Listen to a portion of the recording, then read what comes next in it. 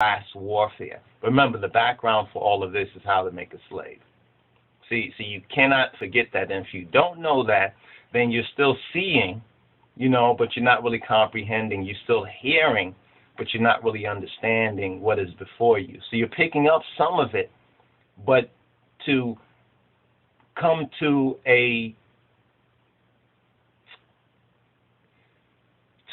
balanced perspective, in other words, to be able to really solve the equation, fully solve the equation, you have to look in the full context of things. And what's interesting too, and I haven't heard anybody really mention this just yet, they might mention it, or maybe they have and I just haven't heard them, but that is Black History Month too.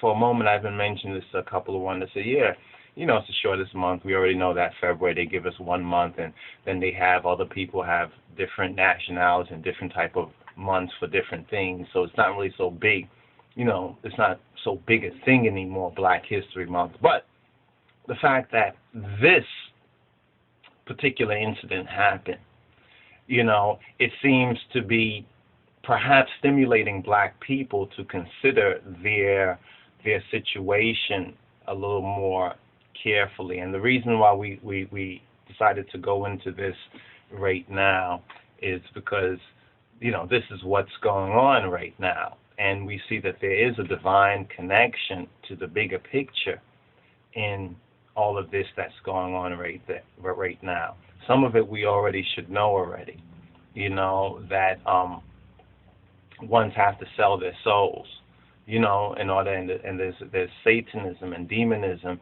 in these sort of industries. Now, people can say, they can argue about it, so forth and so on, and deny it or whatnot, but the evidence is there. The evidence is clear. And we mentioned the brother Terrell's video because those of our peeps who haven't seen it perhaps, hopefully after they view this, they can go and look up Terrell's video, Whitney Houston in Hell. I'm sure a lot of folks probably have responded to that, but try to check out the original video. And what I pick up from that is a sincere effort of a brother whose eyes have been opened to really communicate to the brothers and sisters and to others that a lot of these celebrities, artists, and others, and even a lot of so-called regular folks haven't really asked the question, what is life? What is my life?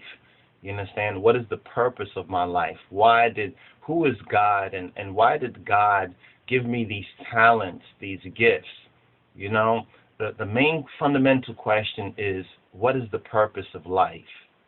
If one doesn't have God truly, in their life, then they are lost. But for us as Black people, we are lost already, as lost sheep, as Black folks, because we don't know ourselves beyond slavery. We don't, oh yeah, we're from Africa, but we really don't understand. We have preachers and pastors preaching the Bible, preaching this word, and never, will tell us, or very rarely, should we say, will tell the lost sheep who they really are.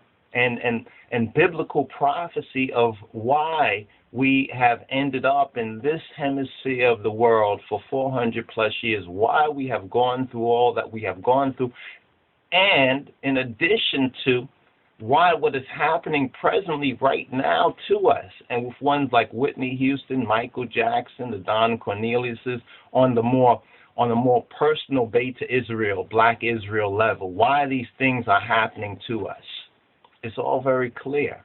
And if that was presented, and if that's presented, there can be a better chance and hope of,